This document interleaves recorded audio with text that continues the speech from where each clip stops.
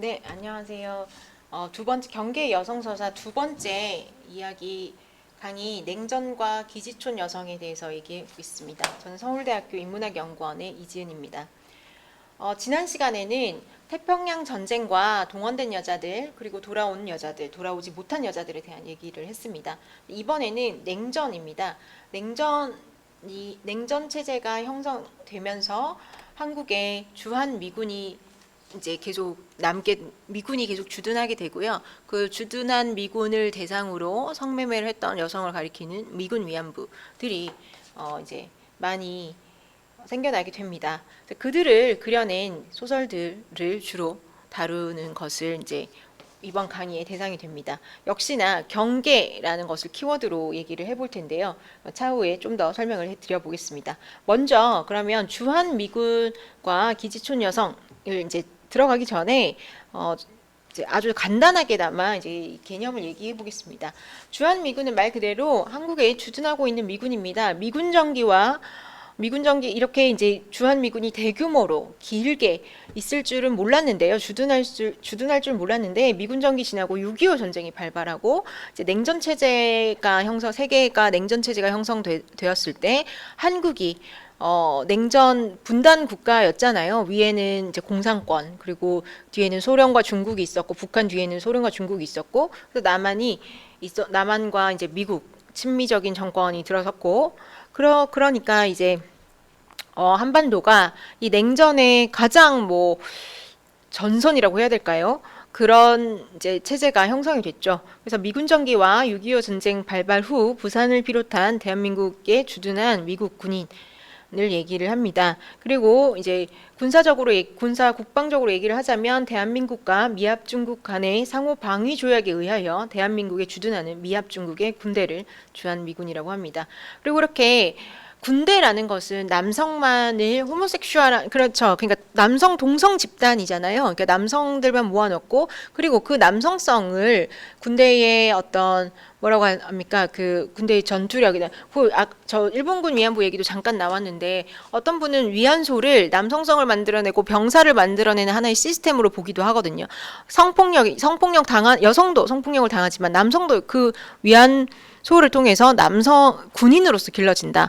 그러니까 그게 단적으로 보여주는 게 예를 들자면 그 나눠주던 콘돔이 돌격 1번이라고 불렸단 말이죠. 그런 식으로 이게 돌격하는 군인을 만들어내는 기제이기도 합니다. 그렇게 본다면 군대 주변에는 약간 남성 군인을 병사를 대상으로 성매매하는 마을이라거나 집창 모여 있는 그런 촌이 생기죠.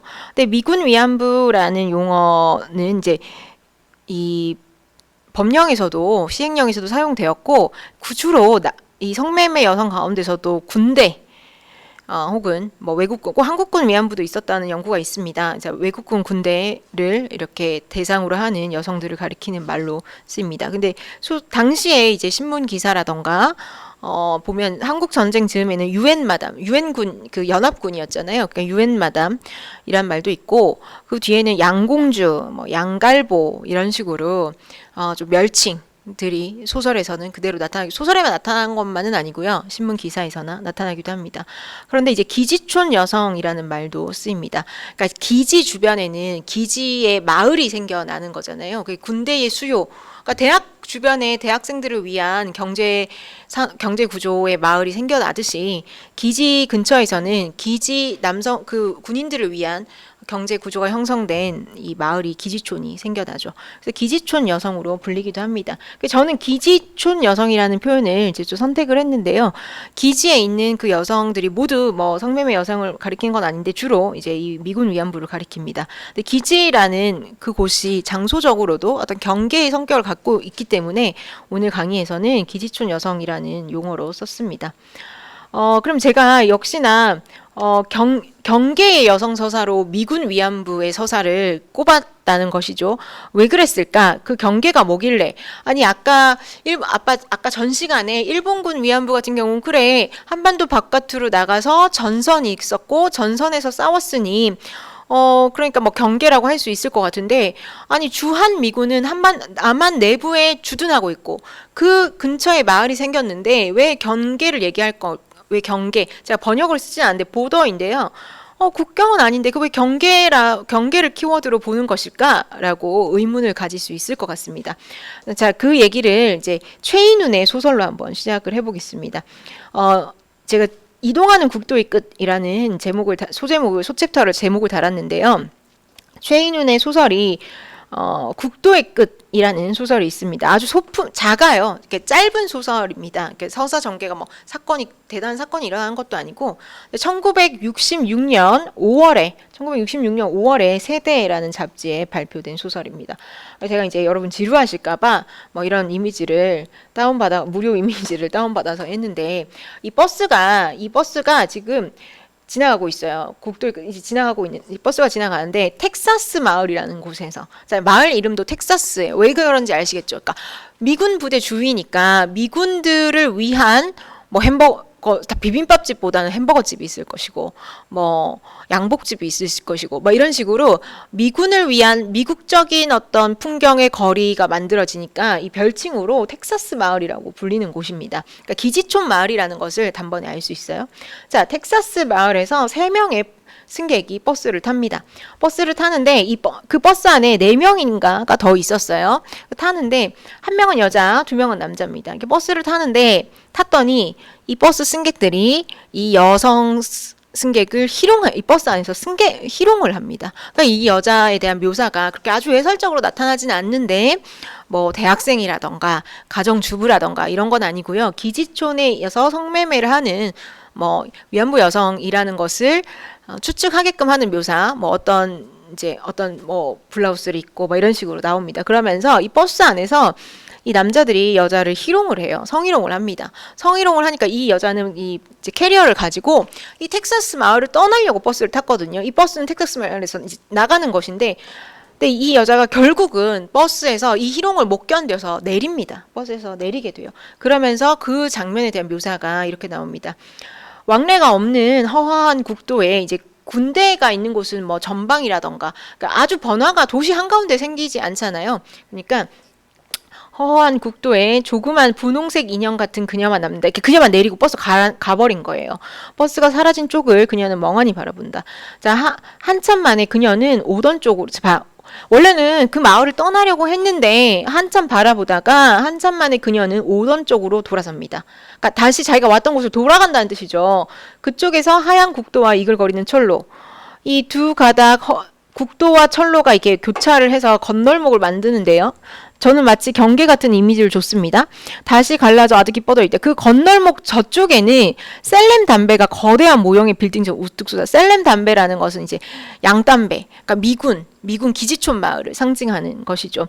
높은 받침대 위에 약간 삐딱하게 얹어져 있고요. 이렇게 기지촌의 어떤 풍경을 얘기합니다. 그것이 이제 하늘을 겨누고 있다. 그녀는 멍하니 그걸 보다가 뙤압덕 속에 있다가 트렁크를 집어 들고 방금 자기가 타고 온 방향, 그러니까 셀렘 쪽으로 걸어간다. 고개를 숙이고 생각에 잠겨 타박타박 걸어간다. 이렇게 됩니다. 그럼 제가 여기서 여러분들께 드리는 질문은, 자, 최인훈이 말하는 국도의 끝, 최인훈이 말하는 국도의 끝은 무엇이었을까요? 분명히 경계로 인식하고 있죠. 어디를? 국도의 끝이라고 해서 여기가 뭐 남의 땅끝 마을을 얘기하는 것 같지는 않죠. 여기서는 최인훈은 어떤 생각을 합니까? 미군 부대는 국도의 끝이라고 생각하는 거죠. 왜? 미군 부대 안에는 미군 행정력이라던가 미군 군법이라던가, 그리고 달러를 쓰기도 하고 달러나 군표를 쓰기도 하고, 역시 그러니까 우리가 균질적으로 상상하는 우리의 국토가 아니라고 생각을 한 것이죠. 그게 국도의 끝이라고 국도가 뭡니까? 한국의 국토를, 우리의 영토, 국토를 달리는 도로인데 그 국도의 끝은 어디다? 미군 부대가 있는 곳이죠. 그 말은 다시 말해서 미군 부대가 있는 곳은 우리의 국토가 아니다.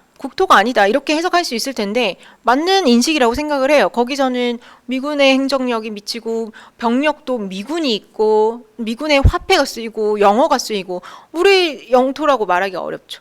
그런데 이제 최인훈은 그렇게 생각을 해서 이렇게 소설을 쓴 것 같은데, 그럼 제가 여기서 문제를 제기하고 싶은 것은, 여기서 질문은, 그런데 그 국도의 끝이라던가 그 경계가 모든 사람에게 동일하게 감각되냐 이겁니다. 아까 제가 얘기했을 때 이 여자는 텍사스 마을에서 떠나기 위해 캐리어 짐을 싸고 버스를 탔단 말이에요. 버스를 타고 이 버스는 검문도 통과했어요. 이어서 통과할 수 있어요. 통과했는데 이 여자는 텍사스 마을을 이 국도의 끝을 못 넘어가요. 못 넘어가고 내려요. 뭐 때문에? 성희롱을 워낙 하니 그런 여자라고 하니까. 저 여자 그런 여잔가 봐. 저런 여자한테는 함부로 해도 돼. 그렇게 하니까 이 여자는 텍사스 마을을 벗어나지 못합니다. 다시 말하면 이 여자는 다른 곳에 가서도 그런 희롱을 받는다면 그곳이 이 사람한테는 계속해서 극도의 끝인 거예요. 이 여자는 계속해서 극도의 끝에 있는 거죠. 근데 여기서 말씀드리고 싶은 것은 모두에게 경계가, 그러니까 최인우는 어디까지 했냐면 한 국토가 우리가 지도상으로 그리는 한반도 남한의 지도를 균질하게 그린다고 국경을 이렇게 그리잖아요. 그 끝을 그리겠죠. 그린다고 해서 그 안이 균질한 우리 영토가 아니야. 그 안에 미군 부대 있지. 여기 국토가 아니야. 라고 얘기를 했는데, 그런데 그것도 맞아. 그렇기도 맞는데 그것마저도, 그런데 그것 말고도 이러한 여자들이 가는 곳은 미군 위안부가 갈 때는 이 여자들에게는 경계가 더 자주 출몰한다거나 자신을 자기 시신을 따라다닌다는 거죠. 그 경계가. 그러니까 이 여자는 건너가지 못하고 내렸잖아요. 그런데 또 하나 더 재밌는 것은 이 소설에서 이 국도를 달리는 이 버스를 가로막는 게 두 개가 나옵니다. 이 소설에서는. 두 번의 이게 큰 사건이 없어요. 두 개가 나오는데 하나는 뭐냐면 미군 수송 차량대가 지나가러 갑니다. 그래서 버스가 멈춰서고 이 미군이 먼저 지나가게 만들어줍니다. 근데 최인훈식으로 얘기를 하자면, 그래, 그러면 우리 국토 안에 미군이 들어왔고 미군이 우위를 점령해서 신식민적인 어떤 형태를 가지고 있다면 미군 수송 차량대가 국도를 달리는, 상징적이잖아요. 국도를 달리는 버스를 잡아 세우고 자기들이 먼저 지나가는 것은, 그럼 이건 경계가 아닌가? 언제나 미군이 우선을 할 때 이게 사실은 미군 부대가 국도의 끝이라고 인식을 한다면, 외부라고, 국도의 외부라고 생각을 한다면 꼭 부대만이 아니라 이 움직이는 미군 역시나 국토의 외부죠. 그러니까 그래서 이 경계라는 게 지리적이고 장소에 딱 고정되어 있는 것이 아니라 이렇게 이동할 수 있다라는 생각이 듭니다. 또 하나는 양공주의 장례식이 이루어진, 이 버스가 지나가다 이제 미군 수송 차량들을 다 보냈어요. 보내고 가는데 또 한 번 만난 그 이렇게 자신들을 가로막는 건 뭐냐면 양공주의 장례식이었습니다. 상여가 가는 걸 제가 이제 이미지를 못 찾아서 이렇게 했는데, 여자들이 이렇게 상여를 막 따라가요. 상여를 따라가니까 이 버스가, 이 여자들이 너무 슬프고 지금 눈에 보이는 게 없는 상태인 거죠.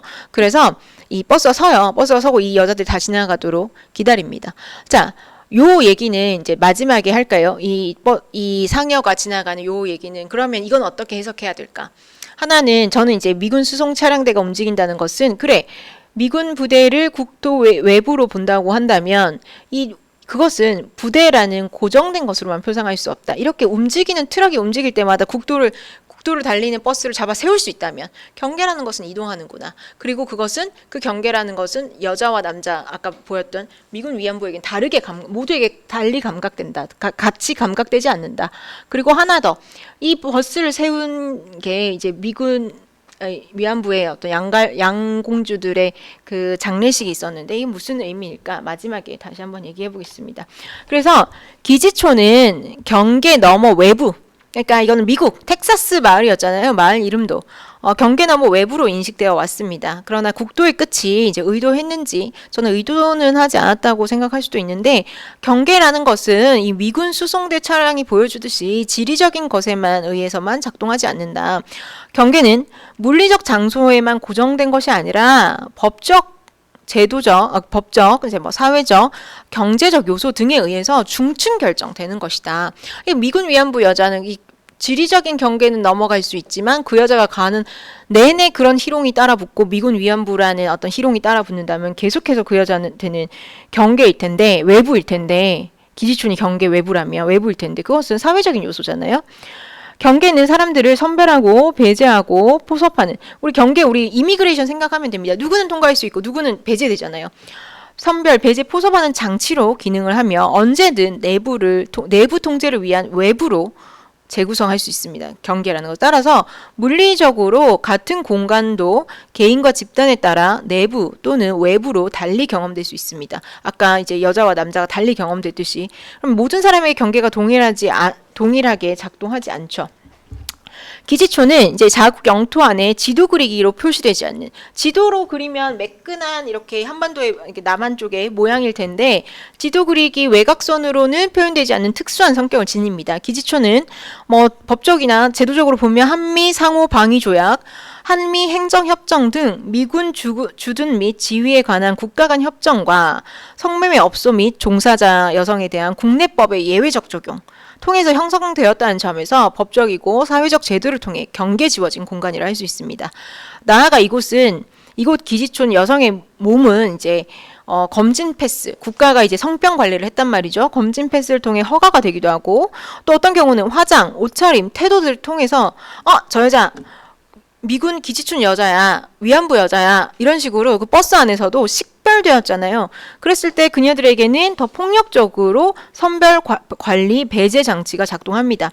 이러한 통치 장치를 효과적으로 이제 분석하기 위해서 이 법과 제도에 따라 형성되고 이동하고 개인에 따라 달리 되는 이제 경계라는 관점으로 이제 기지촌 서사에 접근해 볼 겁니다. 그래서 뒷부분은 어떻게 할 거냐면, 자, 그럼 기지촌 서사 그리고 기지촌 여성에게 작동하는 경계라는 것이 무엇인지, 법적인 측면에서 무엇인지, 경제 화폐의 측면에서 무엇인지, 이런 식으로 하나씩 알아보겠습니다.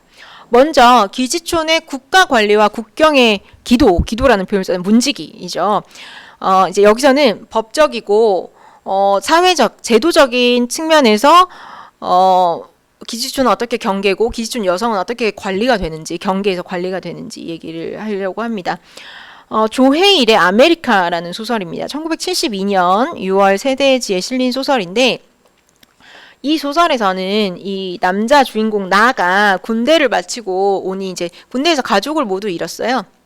아파트 붕괴 사건가 있어서 진짜 그런 사고가 있었는데, 아파트 붕괴 사고가 있어서 군대를 제대하고 나니 이제 자기 가족들이 다 없는 거예요. 그래서 갈 데가 없으니 자기 큰아버지 집에, 큰아버지가 어디서 하냐면 이렇게 나옵니다. 디귿이 비읍에 클럽 얄루를 하는데 너 여기 와서 일이나 좀 돕고, 군대 갔다 와서 뭐 할 일 없어, 일이나 좀 도와라.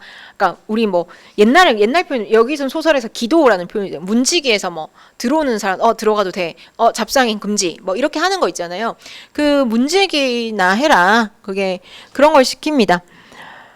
그러면서 나는 이제 기지촌의 여자들, 위안부 미군을 미군을 상대로 성매매를 하는 이제 여자들을 하나씩 살펴보고, 이 클럽에 일하는 남자들과도 이제 뭐 알게 되고 이제 지내고. 그런데 이 남자는 계속해서 좀 자신을 난 원래 여기 사람이 아니야, 난 외부자야, 난 좀 구경꾼이야, 난 외방객이야 라고 하면서 거리를 두면서 관찰하는 사람의 어떤 입장을 취합니다. 근데 여기서 보면 여러 가지 있는데, 디귿이 비읍은 사실 유명한 기지촌인 동두천시 보산리를 떠올리게 합니다. 그리고 그러한 뭐 여러 가지 표지들이 나타납니다, 소설에. 그리고 또 이제 이것은 뭐 사소한 것일 수 있는데, 이 클럽 이름이 얄루래요. 압록강.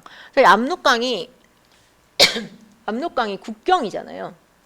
이제 뭐 이 국경에 문지기라는 거 너무 제가 봤을 때는 상징적인 어떤 장치라고 생각을 하는데, 이제 이 안에 들어가면 뭐 이렇게 군표는 받지 않습니다, 이렇게 크게 써놨대요.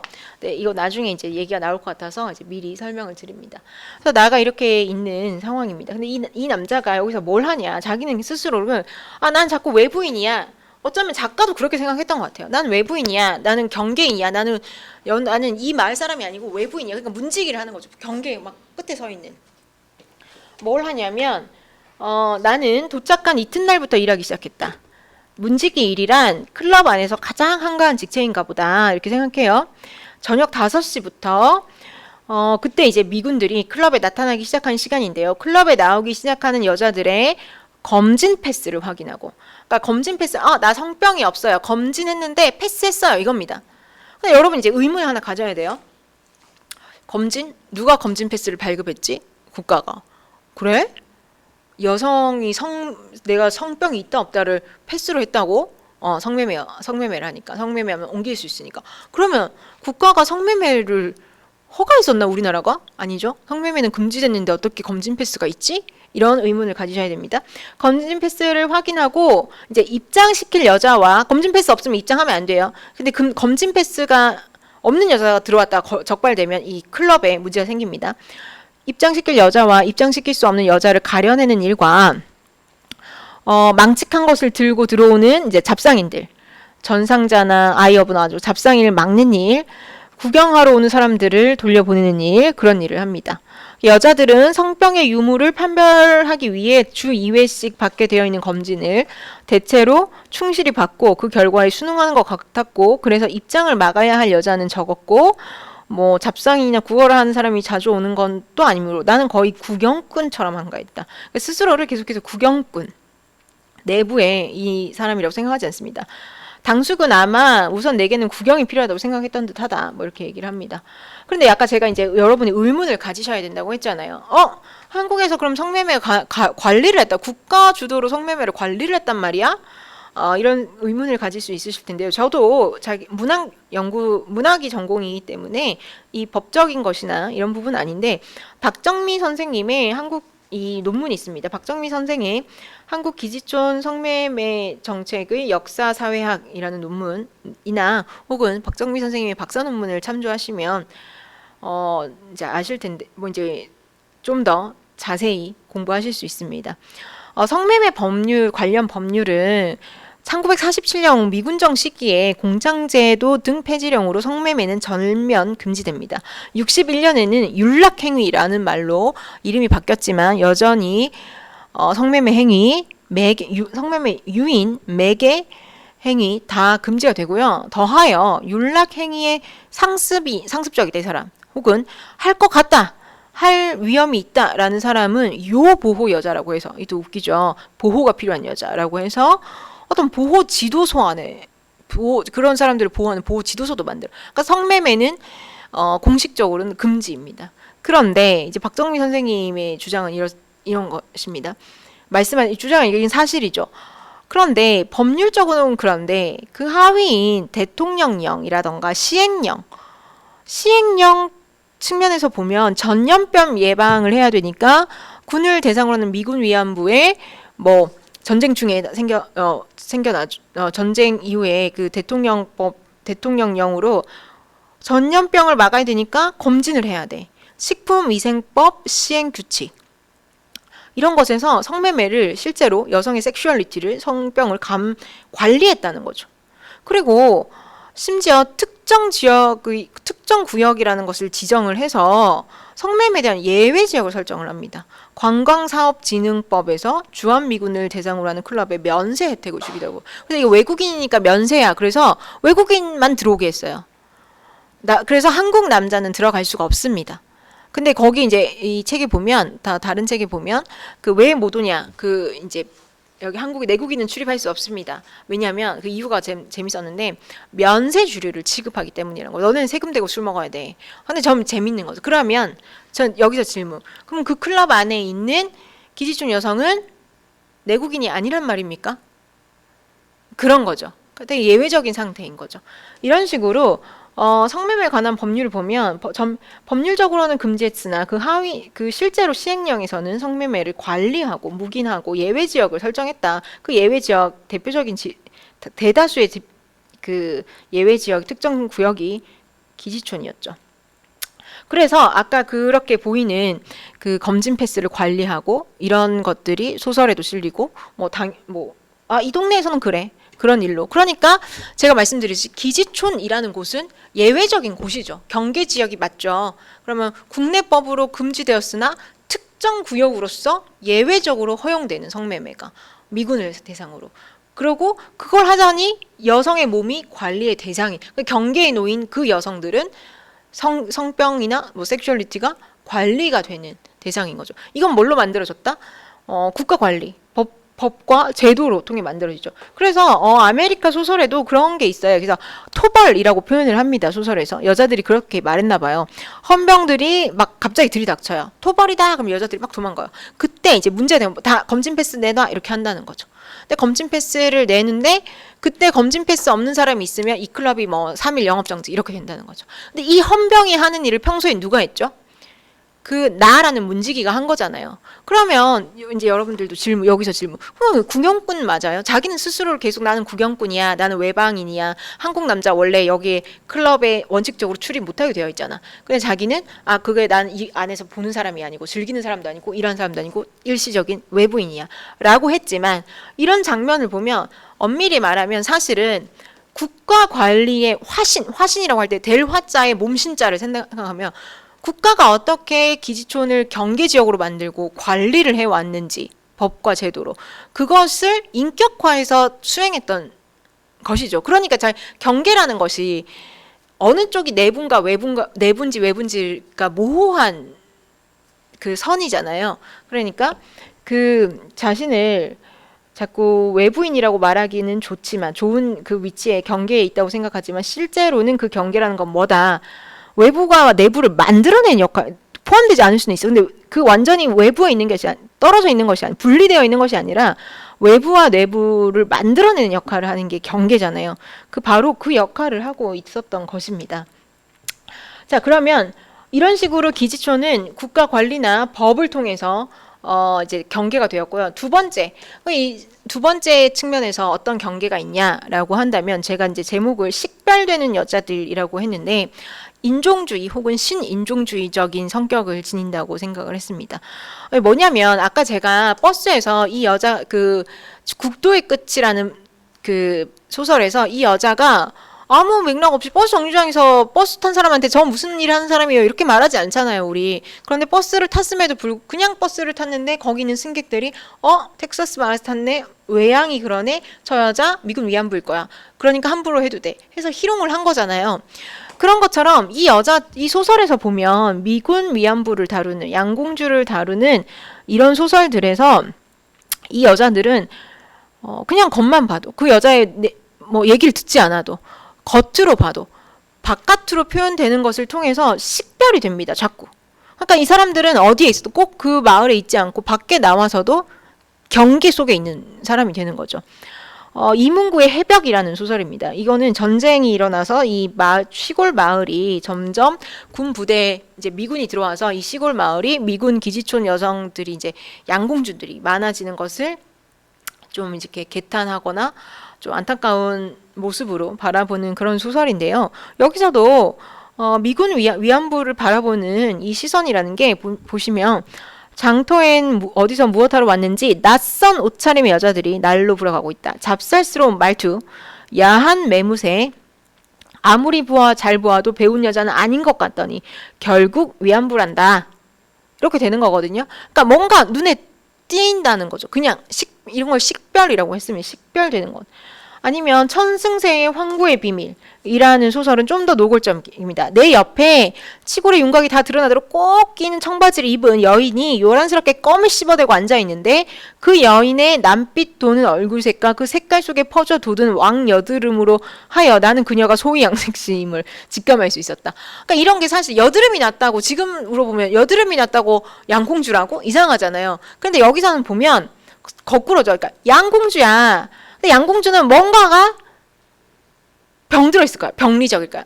제가 지난 시간에 뭐 일본군 위안부 얘기할 때, 그 상해에서 목격담 얘기할 때, 뭐 악질적인 화류병이 걸려 있고 피부병 있고 이런 목격담이 온다고 했잖아요. 그런 것처럼 이제 양공주일 테니까 이런 병리적인 게 있을 거야.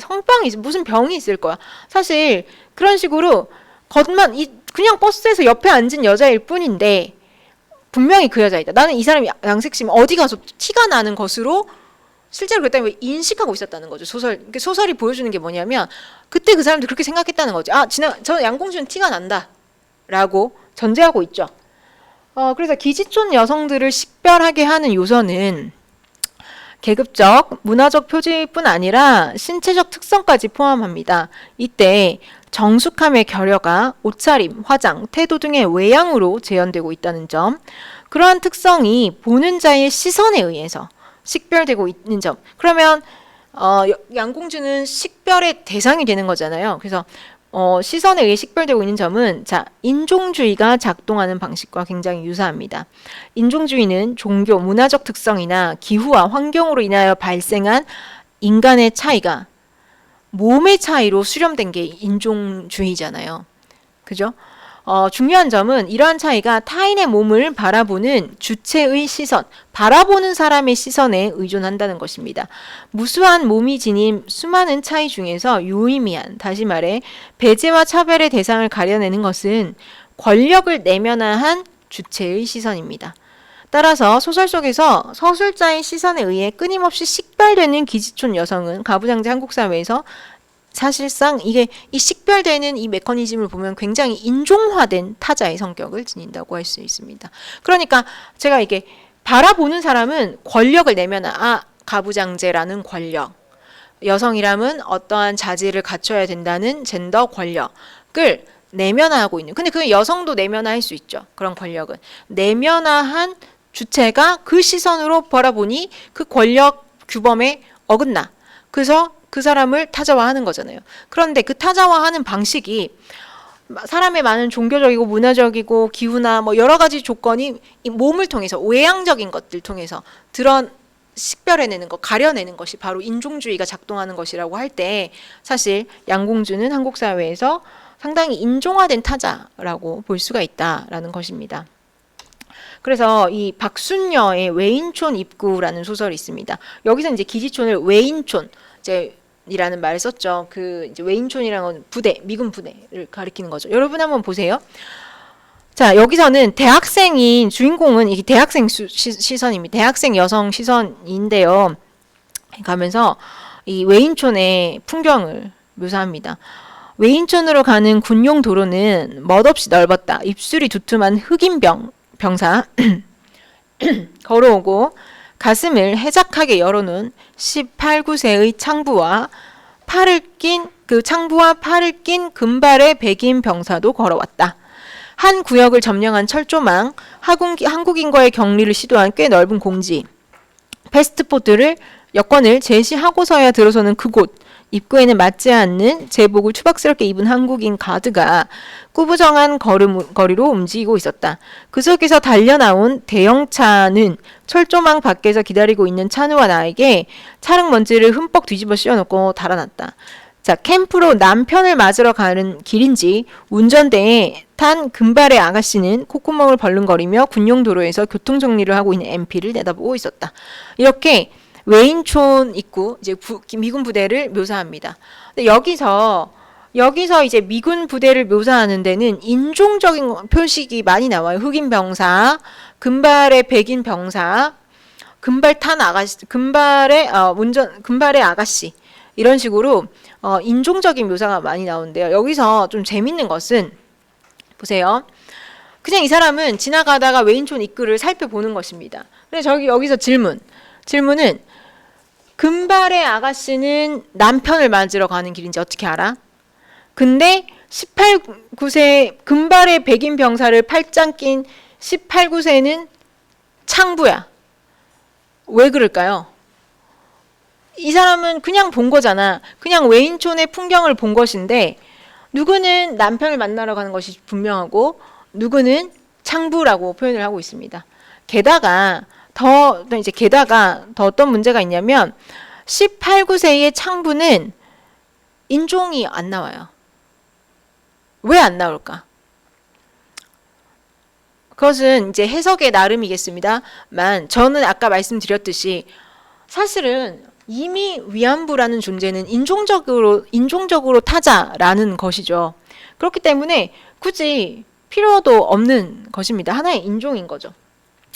자, 그래서 이렇게 이 여자들의 외양들, 이제 외양이라던가, 뭐 옷매무새, 행동, 이런 문화적인 코드, 이런 것들이 상당히 여자들 식별해내는 문화적으로 형성된 경계에 놓인 몸이었다. 이 여자들이. 이 서사들이 그렇게 여자들을 묘사하고 있다라는 것입니다. 그리고 마지막으로 세 번째로 화폐와 경제적 문제의 측면에서 기지촌과 기지촌 요성은 어떻게 경계에 놓였는가라는 이제 챕터의 그 얘기입니다. 소설에서는 아까 제가 그 얄루 클럽에서 하나 보여드린 게 그 문지기로 왔는데 거기에 그 클럽에는 군표를 취급하지 않습니다라는 그 그 안내문이 붙어 있다고 말씀드렸잖아요. 이제 그 부분인데요. 기지촌 소설에서는 군표라는 것이 사용되는 게 이제 자주 나옵니다. 근데 군표라는 게 뭐냐? 이제 쉽게 말하면 군대가 지부를 보증한 수표 같은 것이죠. 그러면 이제 그 군표는 미군 부대에서 미군 뭐 월급도 주고 아니면 미군 부대 안에 청소하는 분도 있고 군 일하시는 분한테도 월급을 주고 그런 돈인데 그러면 이 사람은 다시 이거를 달러로 바꿀 수도 있고 뭐 원화로 바꿀 수도 있겠죠. 그러면 여기서 질문은 왜 굳이 그냥 달러를 주면 되지. 달러 가치 더 좋은데. 달러를 주면 되지. 왜 굳이 군표를 주는 걸까? 라는 의문이 생길 수 있습니다. 그리고 군표는 엄밀히 말해서 군에 소속된 사람들만 쓸 수 있어요. 그렇기 때문에 미군이 나와서 이제 성매매 여성들과 살림을 차리기도 하잖아요. 그런 생활비로 이제 자기들이 군표를 받으니까 군표를 그냥 주면 엄밀히 말해서는 그렇게 쓸 수가 없어. 그런데 워낙 많이 쓰니까 통용이 된다는 거죠. 그 동네에서는. 그럴 수 있잖아요. 그러니까 군대에서 군표를 많이 쓰니까 그게 돈으로 쳐주니까 그 동네에서는 그게 이제 달러로 바꾸고 원화로 바꿀 수 있으니까 통용이 된다는 말이죠. 그러면 왜 굳이 군표를 만들어서 달러와 여기 현지 돈인 원화 사이에 매개로 사용하는 것일까? 라고 한다면 이제 뭐 신문 기사에 당시에도 이런 68년에 이런 신문 기사가 있습니다. 미국 통화 또는 일반적인 지불 수단과는 달리 미국의 관계 법령에 따라 편의상 발행되는 증서다. 이 군표라는 것이 다시 말해서 전시 지역, 전쟁 지역 혹은 전쟁이 일어날 수도 있는 지역에서 미 본토불 달러의 가치 안정을 위해 통용되는 것이 군표다라는 것입니다. 그러니까 미군이 한국에 주둔했던 이유는 이제 해방 직후였고 그리고 또 6.25 전쟁이 있으니까 언제 휴전 국가잖아요. 전쟁이 있었고 전쟁이 또 언제 터질지 모르고 그러니까 이 나라 경제가 불안해. 그리고 부정 사용도 많을 것 같아. 그래서 달러를 만약에 우리가 여기서 푼다. 많이 쓴다. 그러니까 군인이 많을 테니까.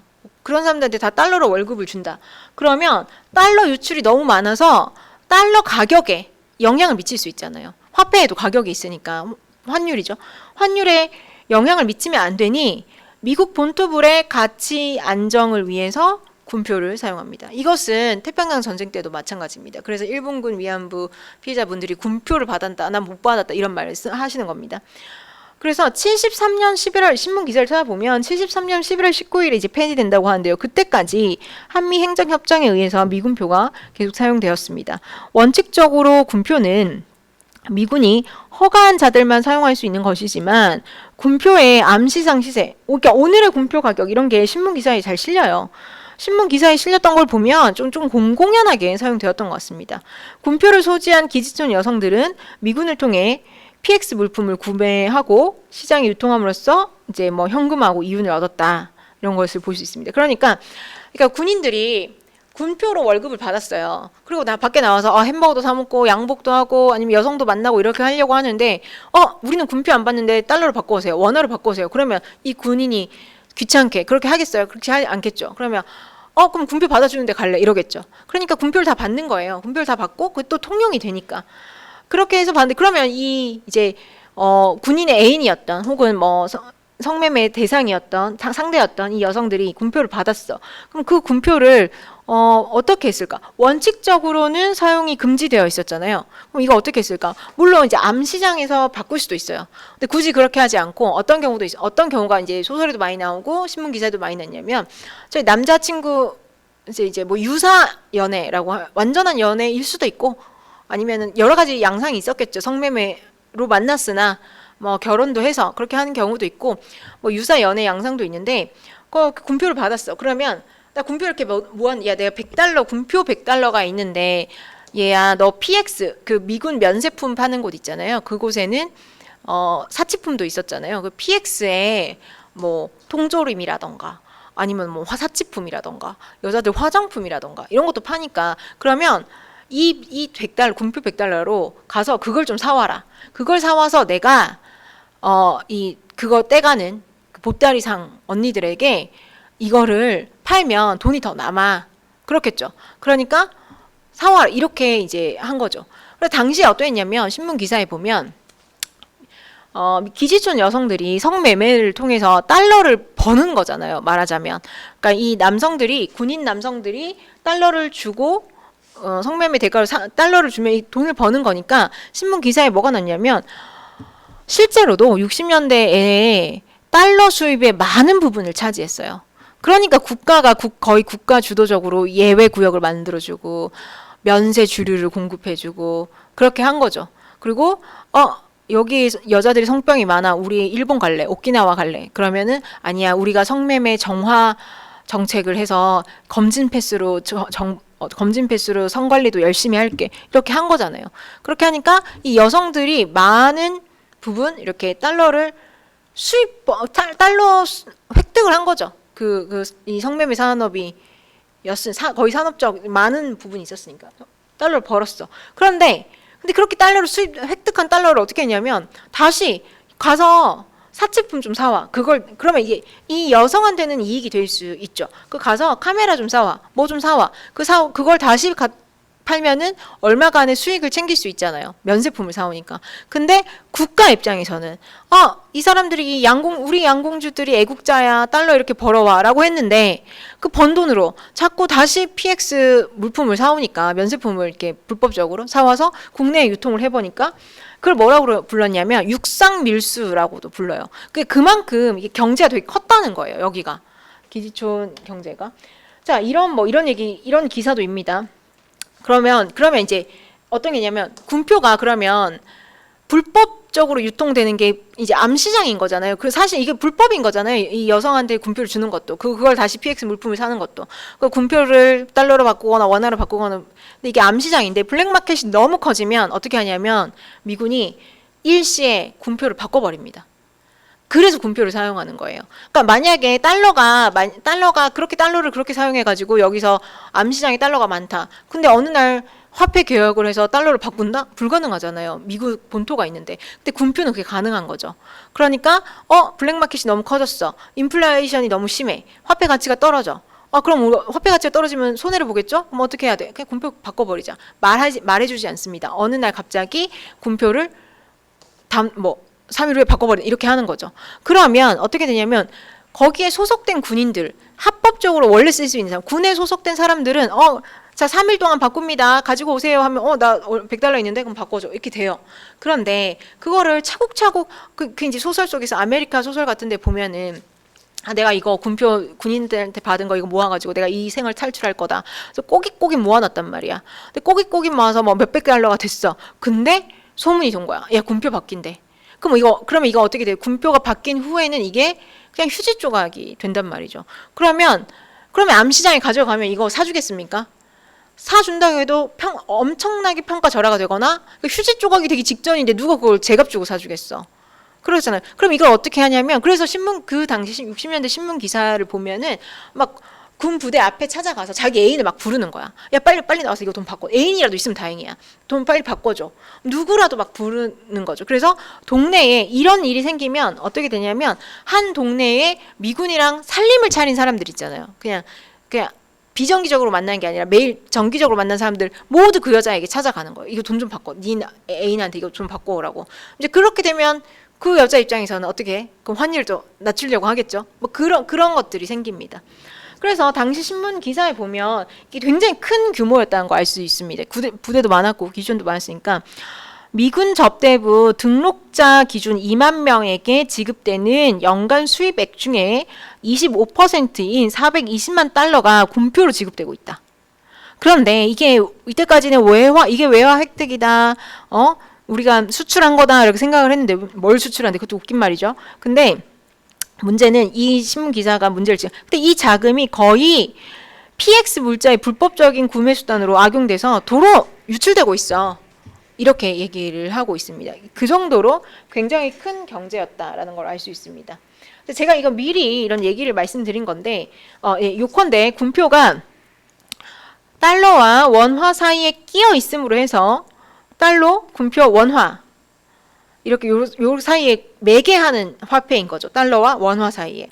미국 본토와 여기 주둔지, 이 현지 사이에 매개된 것인데 획득된 외화, 군표를 도로 미군 측에 흘러가게 쉽게 만든다는 아까 신문 기사는 그런 거죠. 이때 근데 여러분 잘 생각해 보세요. 이 군표의 위치에 있는 사람이 달러를 쓴 사람 누구야? 병사잖아요. 미군 병사. 미군 국적의 국민. 그리고 원화를 쓰는 사람은 누굽니까? 한국 사람들, 뭐 한국인들. 그러면 이 군표, 이 달러와 원화 사이에서 아니면 그 원화를 주고 PX 물품을 사가는 사람도 한국의 어떤 사실 어디 부잣집 사모님이죠. 왜냐하면 보따리상들이 이거 코티본 들고 거기까지 가니까.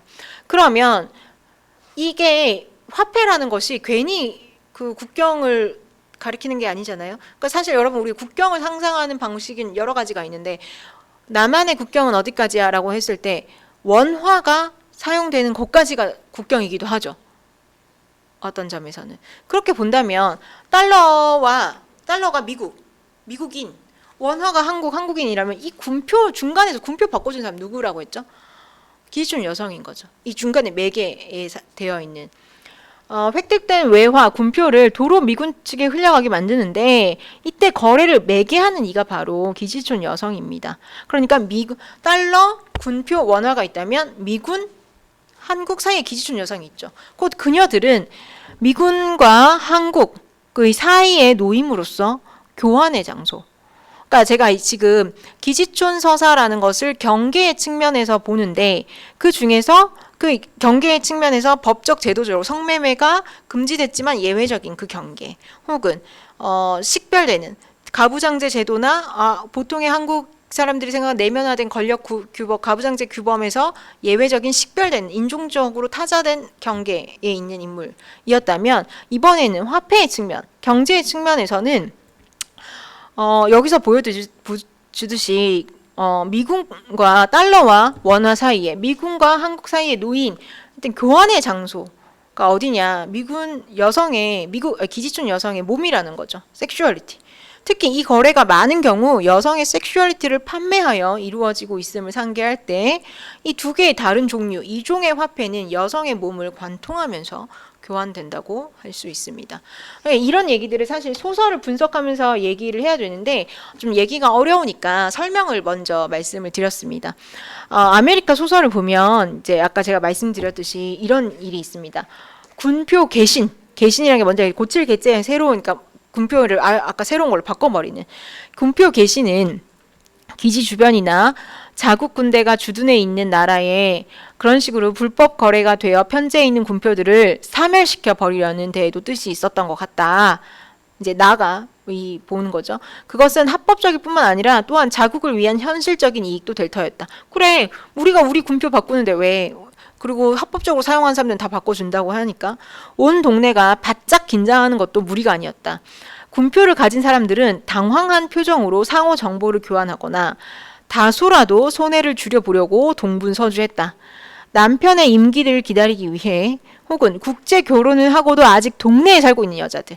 그러니까 확실히 미군이 어떤 남편으로서 법적이든 이제 법적인 결혼을 약속했든 그런 여자들을 서둘러 찾아다닙니다. 미군들과 월계약으로 살고 있는 여자들에게도 손을 썼습니다. 좀 바꿔달라고. 헛수고인 줄 알면서도 미군 부대 정문 앞으로 달려가는 사람이 있는가 하면 할 일 없이 철조망 근처를 배회하는 사람도 있었다. 라고 하면서 이 미군 군표의 어떤 개신의 풍경을 이렇게 얘기합니다. 그리고 조혜일이 전혀 아무것도 모르고 쓴 건 아니고요. 실제로 신문 기사에서도 이런 풍경들이 나타납니다. 그런데 좀 재미있는 사실 좀 더 확장을 해보면 황석영의 무기의 그늘이라는 소설이 있습니다. 황석영은 베트남 전쟁에 참전을 한 경험이 있습니다. 근데 무기의 그늘 소설을 한번 읽어보시면 굉장히 재밌는데요. 그 소설을 한마디로 이렇게 표현하는 분들이 많습니다. 전쟁 없는 전쟁 소설이라고 표현을 합니다. 왜냐하면 그 소설은 어떻게 시작을 하냐면 주인공이 전장에서 그러니까 일반 병사로 전쟁터에 있다가 차출돼서 특수부대 방첩대로 옮겨가면서 소설이 시작되는데요. 거기서 그 주인공 인물이 하는 역할이 뭐냐면 블랙마켓을 추적을 하는 겁니다. 근데 여기서도 베트남에서도 역시나 똑같이 미군은 군표를 사용했던 거죠. 왜냐하면 전시 지역이니까. 군표를 사용했던 겁니다. 군표를 사용했고 그 군표 때문에 암시장이 크게 형성되어 있고 그 암시장 문제는 그 암시장이 단지 사치품만 거래하는 것이 아니라 더 문제가 되게도 그 전투 식량이라던가 무기처럼 전쟁에 치명적인 어떤 물품마저도 상대편으로 넘어가고 있어요. 거래가. 그러니까 둘 다 미군 그러니까 뭐 이제 사실 북베트남과 남베트남의 싸움이었는데 거기 민족해방정선이라는 우리가 소위 베트콩이라고 말하는 거기 북베트남 쪽에 사람들이 이제 남쪽에서 이제 게릴라전을 하고 있는데 암시장이 워낙 커서 전쟁 물품까지 넘어가다 보니 이 소설 그 무기의 그늘 소설을 보면 심지어 뭐 미군과 미군의 어떤 같이 미군의 용병이라고 하면 그렇지만 한국군이 이제 연합인데 그 사람들도 그냥 베트콩도 베트콩도 똑같은 미군 전투 식량인 시레이션을 먹고 싸우거나 미군 총을 들고 싸우는 그런 일이 벌어지는 거죠. 암시장이 이제 형성이 되어 버려가지고 그래서 그것을 추적하는 게 황석영의 무기의 그늘이 주된 소설입니다. 그런데 거기에 이제 병사 이제 그 역시나 한국은 군인의 시선이긴 한데 거기서도 또 재밌는 것은 기지촌 출신의 혜정이라는 여성 인물이 등장을 합니다.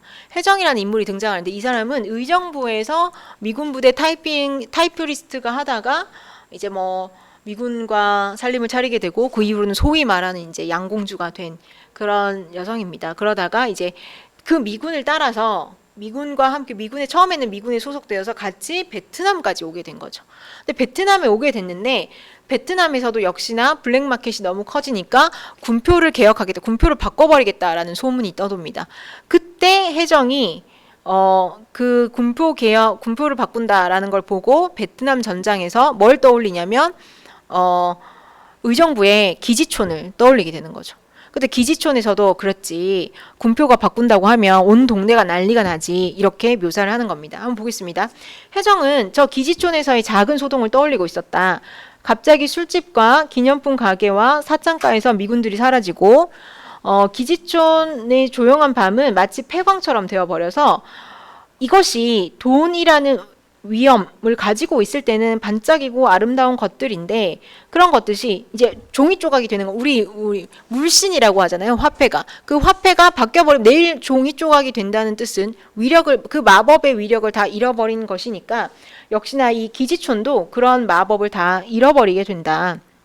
그래서 이 기지촌의 그 화려했던 모습들이 사라지고 그 물신의 마법이 사라지고 고립된 사물로 전락한다. 그래서 기지촌에 언제나 그러니까 그런 마법이 사라진 기지촌은 황폐하다.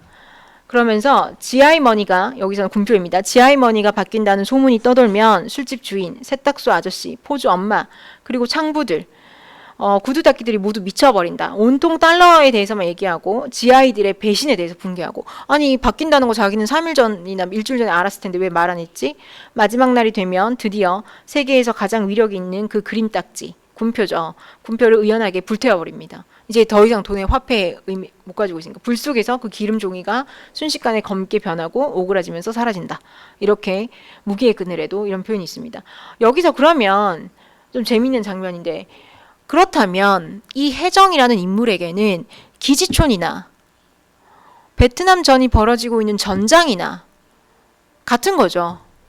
이 여자에게는.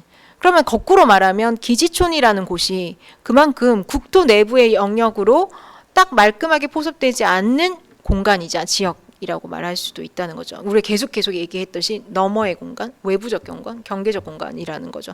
그런데 그걸 잘 보여주는 것이 뭐냐? 역시나 이번에는 군표라는 거죠. 역시 군표라는 존재가 그걸 보여준다고 얘기를 하고 있습니다. 그리고 그 군표가 그 매개적이고 임시적이고 언제 사라져버릴지 모르는 이 돈이 원화와 좀 더 확고한 원화와 달러 사이를 매개할 때 근데 그것이 뭘 관통할 때 성을 판매하는 여성의 섹슈얼리티를 관통해서 이 두 개가 교환된다고 할 때 이 여성의 몸은 교환의 장소 정말 이 화폐의 매개적이고 경계적인 장소로서 나타난다라는 것을 말씀드리는 겁니다.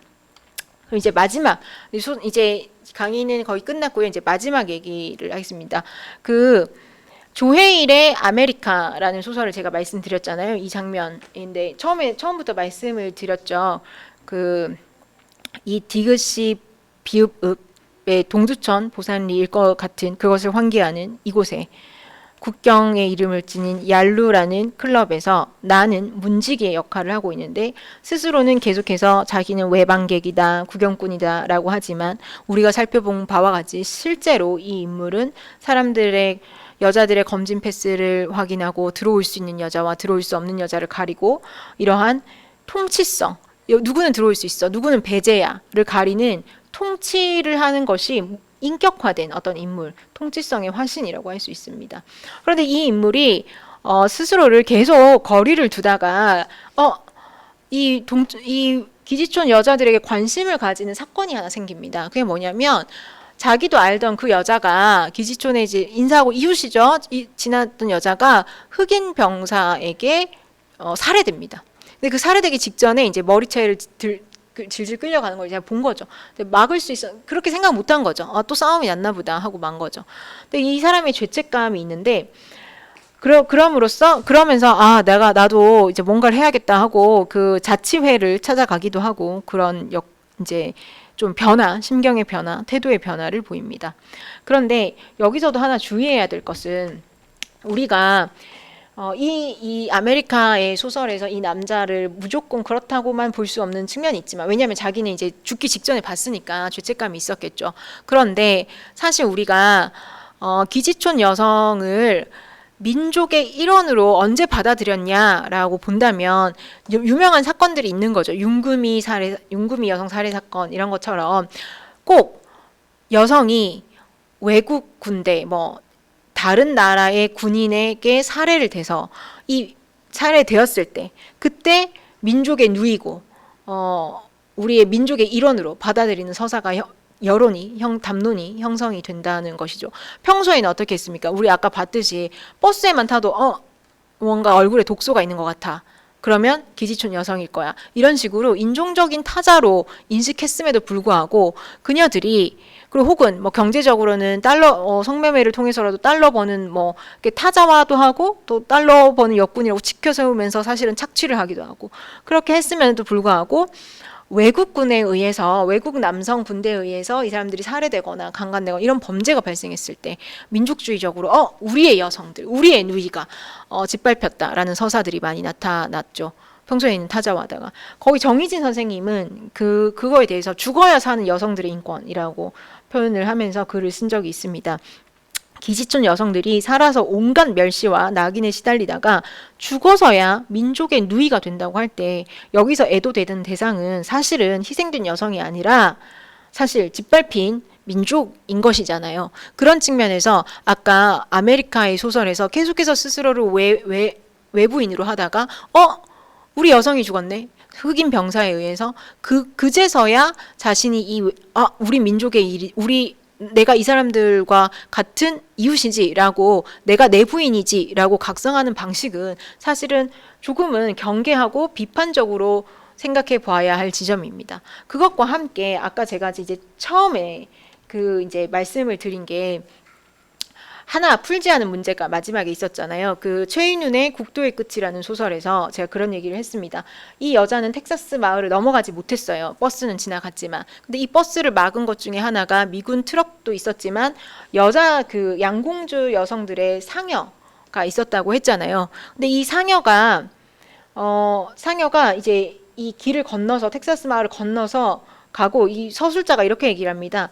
이 상여가 살아있는 이 여자가 넘지 못했던, 터치네. 이 여자가 넘지 못했던 텍사스 이 경계를 죽은 여자를 묻어놓고 이런 표현이 나와요. 서술자가 살아있는 여자들, 죽은 여자 묻어놓고 산 여자들은 다시 이 길을 건너갈 것이라고 말해요. 그 말은 이 살아있는 여자들은 다시 또 텍사스 마을이라는 이 경계를 넘어가지 못한다는 얘기가 되는 것이죠. 그것은 아까 이제 아메리카에서 봤듯이 죽어서야 어떤 이 경계를 넘어서는 것의 어떤 비유로도 보입니다. 더욱이 아메리카에도 그런 이제 얘기가 나오잖아요. 이 흑인 병사에 의해서 이 여자들이 죽었어. 이 죽어가지고 여자들이 화가 나가지고 이 죽은 이제 여자 우리 이웃이죠 동료이자 이 관을 가지고 미군 부대 앞으로 찾아갑니다. 찾아가서 데모를 해요. 니네 이거 죽인 값 내놔라. 왜 이 여자 죽였냐? 그랬더니 그 부대장이 이거 뭐 사과를 표현한다 그러면서 조의금 얼마를 준단 말이에요. 그래서 얼마냐 얼마 하면 서로 막 물어본다. 2만 원이다. 2만 원 더 달라 해라. 뭐 이런 식으로 우리가 이것 받자고 하냐 이런 표현이 나오고 역시나 최인훈 소설처럼 이 여자들은 죽어서야 경계를 넘어가게 되겠죠. 근데 저는 이 장면에서도 모르겠습니다. 너무 과잉 해석 아니냐라고 생각할 수도 있는데 저는 이 장면이 좀 더 의미심장했던 것은 뭐냐면 그 아메리카 소설이나 어떤 기지촌 소설에서 봐도 이 여자들은 항상 달러를 받거나 군표를 받습니다. 근데 상징적이게도 이 소설에서는 이 여자가 죽은 뒤에 조의금으로 2만 원을 받았다고 얘기를 해요. 그것 역시나 아까 제가 군표라는 것이 상징적으로 달러와 원화가 미국과 한국이라는 공고한 어떤 내부 영토를 말하는 거라면 그 경계에 놓인 군표가 그 매개가 누구였냐? 위상적으로 봤을 때 여성의 위치, 기지촌 여성의 위치와 동일하다고 했었잖아요.